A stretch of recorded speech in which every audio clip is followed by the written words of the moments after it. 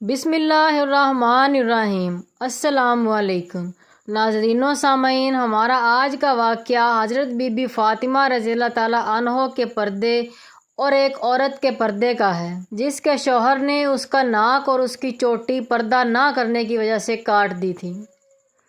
یہ تو آپ کو معلوم ہے کہ حضرت فاطمہ رضی اللہ تعالیٰ عنہ میں شرم و حیا کا جوہر بدرجہ کمال موجود تھا اور آپ چھوٹی عمر میں ہی پردہ کرنے لگ گئی تھیں۔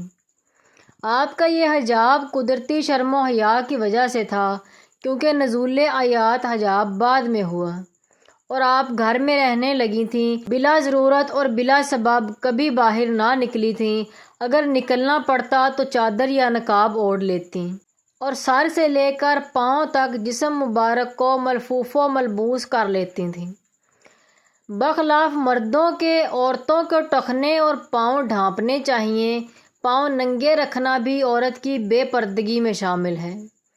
آپ اسی طرح کا پورا پردہ کرتی تھیں اور جب پردے کے احکام نازل ہوئے اس کے بعد آپ اور زیادہ پردہ کرنے لگیں اور کم باہر نکلنے لگیں۔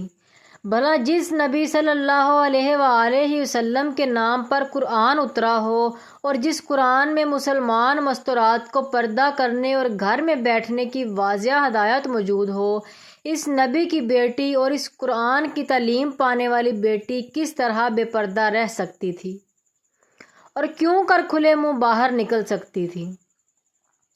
یہ رسول اللہ صلی اللہ علیہ وآلہ وسلم کے تعلیم دینے اور سکھانے اور پڑھانے ہی کا اعلیٰ نتیجہ تھا کہ بی بی فاطمہ کم سنی ہی میں پردہ دار ہو گئیں اور کسی نامحرم کے سامنے آنا اور ننگے منہ ہونا معیوب سمجھنے لگیں۔ محترمہ فاطمہ رضی اللہ تعالیٰ عنہ ابھی عمر کی 17ویں بہار میں تھیں کہ آیات حجاب کا نزول ہوا اور مسلم عورتوں کو حکم مل گیا کہ اب وہ بے پردہ باہر نہ پھریں اور نہ کسی غیر کے سامنے بلا ضرورت یا کلام کریں۔ چنانچہ فاطمہ الزہرا رضی اللہ تعالیٰ عنہ جب سے اس قرآنی تعلیم سے بہرہ مند ہوئیں پردے کی اور پابند ہو گئیں۔ عام طور پر دیکھا گیا ہے کہ لڑکیاں میکہ میں پردہ کی پرواہ نہیں کرتیں، اگر کرتی بھی ہیں تو محض برائے نام اوڑھنی لے لیتی ہیں، لیکن سیدہ فاطمہ جیسے میکے میں پردے کی پابند تھی ویسے ہی سسرال میں حجاب و نقاب کو لازمی سمجھتی تھیں۔ اگر ان سے کبھی غفلت یا کوتاہی ہو جاتی تو رسول اللہ صلی اللہ علیہ وآلہ وسلم خود باز پرس فرماتے۔ چنانچہ ایک بار رسول مقبول صلی اللہ علیہ وآلہ وسلم کسی صحابی کو دفن کر کے آ رہے تھے کہ راستہ میں سیدہ فاطمہ مل گئیں۔ حضور صلی اللہ علیہ وآلہ وسلم نے پوچھا، بیٹی کہاں گئی تھیں اور گھر سے کیوں نکلی تھیں؟ فاطمہ نے عرض کی، ہمسایہ کے گھر میں موت ہو گئی تھی، وہاں ماتم پرسی کے لیے گئی تھی۔ حضور صلی اللہ علیہ وآلہ وسلم کے پوچھنے کا مطلب یہ تھا کہ کہیں بلا ضرورت تو گھر سے باہر نہیں آئیں۔ اس سے معلوم ہوتا ہے کہ حضور صلی اللہ علیہ وآلہ وسلم نگرانی فرماتے اور تنبیہ کرتے رہتے تھے، کیونکہ آپ نے اپنے گھر کے پردے کا نمونہ کائنات کے سامنے پیش کرنا تھا کہ اسی تعلیم کا نتیجہ تھا کہ ایک مرتبہ جناب رسول اللہ صلی اللہ علیہ وآلہ وسلم حضرت فاطمہ الزہرا رضی اللہ تعالیٰ عنہ کے ہاں تشریف لے گئے۔ آپ کے پیچھے حضرت عبداللہ بن ام مکتوم ایک نابینا صحابی بھی اندر چلے گئے۔ انہیں دیکھ کر سیدہ فاطمہ دوڑیں اور کوٹھڑی میں جا کر چھپ گئیں۔ جب وہ چلے گئے تو ان حضرت صلی اللہ علیہ وآلہ وسلم نے پوچھا، بیٹی تم کیوں چھپ گئی تھی؟ ام مکتوم تو نبینا ہیں۔ حضرت فاطمہ رضی اللہ تعالیٰ عنہ نے جواب دیا، ابا جان اگر وہ نبینا ہیں مگر میں تو نبینا نہیں ہوں کہ خام خواہ غیر محرم کو دیکھا کروں۔ اس سے یہ نہ سمجھنا چاہیے کہ اسلام نے عورتوں کو محبوس و مقید کر دیا ہے اور انہیں گھر کی چار دیواری سے باہر نکلنے کی اجازت نہیں دی، جیسا کہ کئی مستشرق اور ماڈرن لوگ کہتے پھرتے ہیں۔ نہیں، یہ بات غلط ہے۔ اسلام تو یہ کہتا ہے کہ مسلم عورتوں کے بدن کا کوئی حصہ کسی نامحرم کو نظر نہ آئے، وہ بے شک ضرورت کے وقت باہر نکلیں مگر اوڑھنی سے سارا جسم لپیٹ لیں، خوشبو استعمال نہ کریں اور زیب و زینت کر کے نہ نکلیں۔ کوئی ایسا زیور جس کی جھنکار لوگوں کو متوجہ کر سکے پہن کر باہر نہ جائیں۔ ورنہ ضرورت پر امہات المومنین رضی اللہ تعالیٰ عنہ اور بنات رسول بھی گھر سے نکلتی تھیں، کام کاج کرتی تھیں، پانی بھرتی تھیں، جنگوں میں جاتی تھیں، مجاہدوں اور زخمیوں کی خبر گیری کرتی تھیں، لیکن پردے کو کسی حالت اور کسی صورت میں نہ چھوڑتی تھیں۔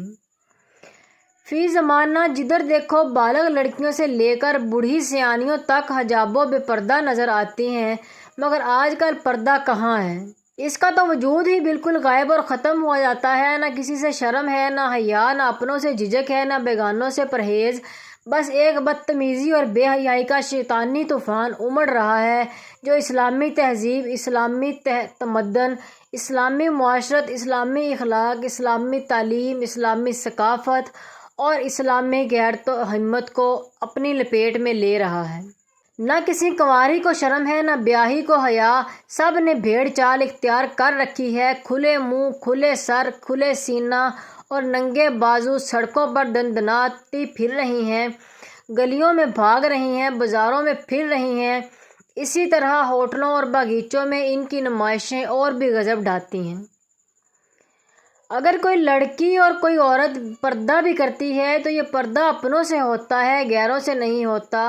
جو محرم لوگ اس کے سامنے ہو سکتے ہیں، اس کا چہرہ دیکھ سکتے ہیں، اس سے بات چیت کر سکتے ہیں، اس سے تو منہ چھپایا جاتا ہے، لیکن جو لوگ اوپرے ہیں، نا آشنا اور نا محرم ہیں، ان سے کوئی پردہ، کوئی شرم نہیں۔